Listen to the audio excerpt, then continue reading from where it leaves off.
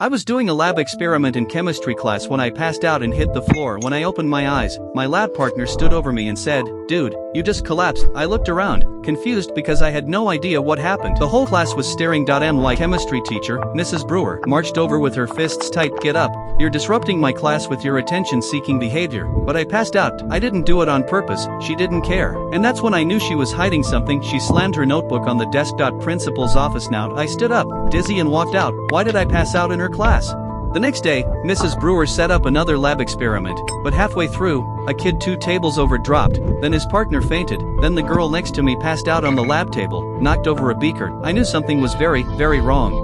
Suddenly, I felt extremely dizzy, and I knew if I didn't leave, I would collapse again. So I ran out of the classroom without even asking for permission. From a distance, I could see through the classroom window. 3 more kids had passed out. Mrs. Brewer stood at her desk, arms crossed, not moving or doing anything to help them. I saw the principal walking past me and ran to him. I pointed at the lab. "Kids are collapsing in Mrs. Brewer's class right now. You need to help them." He walked back with me, looked through the window, and rolled his eyes like I was being annoying. "This is that new TikTok trend? You're not gonna trick me. It's not a trend, this is serious." He put his hand up. "Stop fooling around and get back to class." He walked away and didn't even try to investigate what was going on the next day.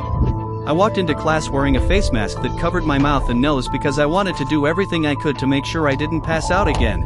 Mrs. Brewer was standing at the board writing when her body went limp, and this time she was the one to collapse and hit the floor. The class panicked. Someone called 911. Medics rushed in and carried her out. Finally, the principal ran into the classroom to investigate. He looked at her desk and saw a chemical bottle tipped over with liquid dripping onto the floor. He saw her notebook open next to it. None of us knew what was going on, but when he read the pages of the notebook, he finally explained she was poisoning the lab experiments to see what effect it would have on you guys. Every time one of you passed out, she logged it. Names, dates, dosages. The bottle that spilled on her desk was the same poison she'd been putting in our experiments. We weren't her students, we were her lab rats. But why would she do that? I asked. The principal shrugged. "I think she just hates her job."